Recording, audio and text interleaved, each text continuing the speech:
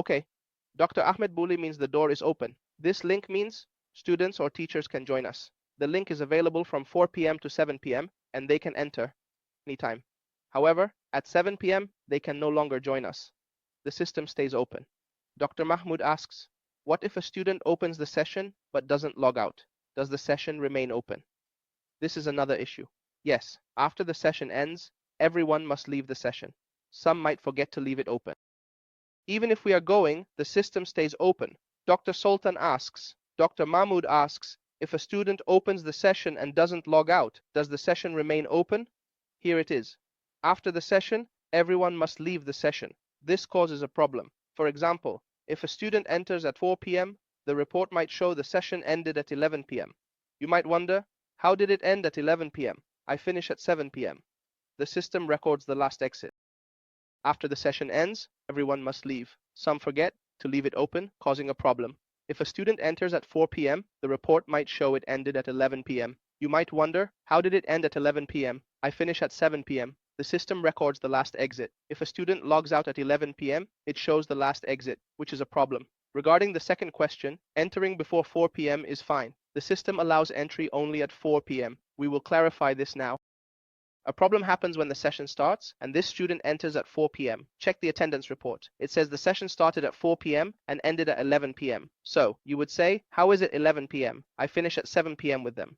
The system logs the last exit. If the student logged out at 11 p.m., it shows the last exit. The second question is, if we entered before 4 p.m., there's no problem. Entry is allowed only at 4 p.m. We explained start and end times. Keep it 4 p.m. to 7 p.m. Entry must be exactly at 4 p.m. Set it here. The last exit shows that the student logged out at 11 p.m. If we entered before 4 p.m., there's no problem. Entry is allowed only at 4 p.m. Keep it 4 p.m. to 7 p.m. Entry must be exactly at 4 p.m. Set it here. Link available 4 p.m. to 7 p.m. Students can join before 4 p.m. and wait.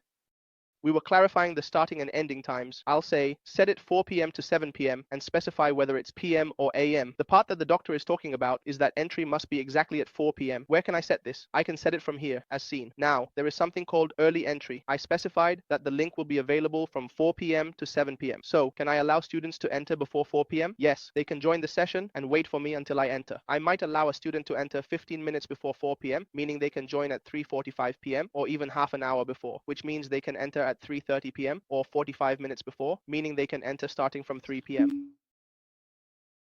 There is something called early entry. I specified that the link will be available from 4 p.m. to 7 p.m. So, can I allow students to enter before 4 p.m.? Yes. They can join the session and sit there waiting for me until I enter. Can I allow the student 15 minutes before 4 o'clock to enter the session, meaning at 4 o'clock for a win, or half an hour before that, meaning at 3:30 the student can enter, or 45 minutes before that, meaning at 3 o'clock and a win, starting at 3 and a win the student can enter. Or even 60 minutes before, meaning starting from 3 p.m., the student can enter the session and wait for me until I join at 4 p.m. at the time I specified. There's no problem with that. But if I want to ensure that no student enters, that means the link won't appear until exactly 4 p.m. So a student who wants to join won't be able to enter before 4 p.m. The link will only show starting at 4 p.m. So what do? I select no early entry. I choose no early entry. When I select no early entry, I will have prevented the students from entering before 4 p.m. They won't be able to join until exactly at 4 p.m. This means the link won't appear until exactly 4 p.m. So a student who wants to join won't be able to enter before 4 p.m. The link will show starting at 4 p.m. What do? I select no early entry. I choose no early entry. When I select no early entry, I will have prevented the students from entering before 4 p.m. They won't be able to join until exactly at 4 p.m. So I have prevented the students from entering in any way before 4 p.m. They will not be allowed to join under any circumstances until exactly at 4 p.m. at all.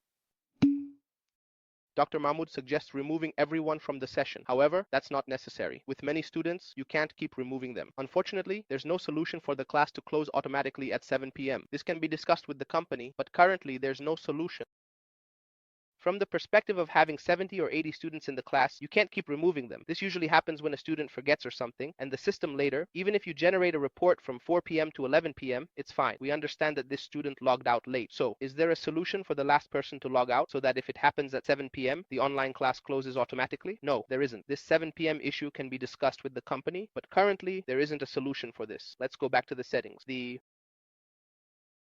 There's a question. No solution exists for the last person logging out at 7 p.m., closing the class automatically. No, there isn't. We can discuss the 7 p.m. issue with the company, but currently no solution exists. Let's go back to the settings. We understood guest access, session start and end, and early entry. We will explain these settings later. Then session settings. As you can see, the session settings here, there is a role for the virtual attendee. To clarify, the attendee is the student. Remember, the guest and attendee differ. The guest is not a student. They come from outside.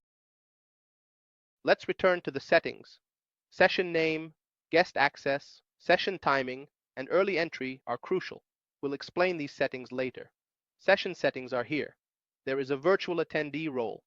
The attendee is the student. Guests differ from attendees. Guests are outsiders, not students. Hence, they get guest permissions. Here, virtual attendees are my students. The same applies. Students can be participants, presenters, or coordinators. Participants just participate. There's a role for virtual attendees. The attendee is the student. Guests and attendees differ. Guests aren't students, they're outsiders. They get guest permissions. Virtual attendees are my students. Similarly, students can be participants, presenters, or coordinators. Participants can't use microphones. I set permissions. Presenters can use microphones and share content. Coordinators have all permissions. I can remove attendees. That's why I was giving them their role or permissions as a guest. But here, in the session settings, the virtual attendee will be my student from the class. Also, the same idea applies here. If you want to make them participants, you can have all the students from your class who will attend your session to have the role of participant, presenter, or coordinator. We understood the difference. A participant will just participate. That's it, without me allowing them to use the microphone. They don't have those permissions. I specify their permissions. The presenter can use the microphone and share content, so they have higher permissions than the participant. Of course, the coordinator, like me in today's training, has all the permissions. I can even remove someone from the session, so I have all the permissions for that. Without allowing them to use the microphone, they don't have the permissions. All right, I specify their permissions. The presenter can use the microphone and share content, so they have higher permissions than the participant. Of course, the coordinator, like me in today's training, has all the permissions. I can even remove someone from the session, so I have all the permissions for that. The powers, therefore, we agreed to make someone a presenter. What do? Go to the three dots by the name, select and say, make this student a presenter. Better to keep them as participants. When you enter, what do? Find and click Start Recording to record the lecture. This way, students can revisit the recording. We allow downloading so students can watch offline. I allow downloading.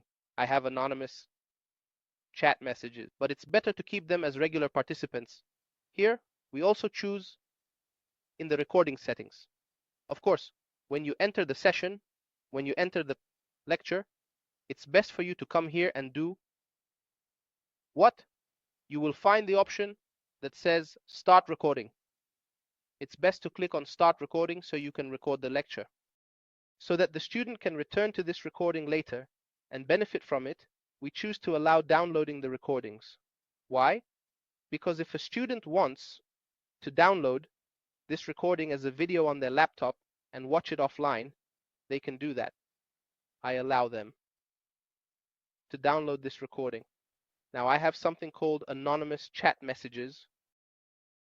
The anonymous chat messages, we don't specify them. Why? Because you are writing the chat messages. So what does anonymous mean? It means the source is unknown. If Dr. Mahmoud Dawood wrote a message, I know he wrote it, but if I say it's anonymous, the name won't be there, just stars. Stars replace the name. So who sent it? I saw a message, but it's anonymous. I want to know who sent the message. The most important thing is to keep attendees as participants and allow downloading recordings if I permit students to benefit from it. But if I say it's anonymous, you'll find that the name won't be there. It will just be stars. It will show stars instead. So, who sent it? I saw a message, but I don't know who it is. It's anonymous. That's why I won't activate this option. I don't want the anonymous chat messages. I want to know exactly who sent me the message. Who sent me this message? Okay, so the most important thing for me is to set the role of the attendee as a participant and to agree to allow downloading the recordings if I want to give this permission to the students so they can download the recording and benefit from it. There's absolutely no problem with that.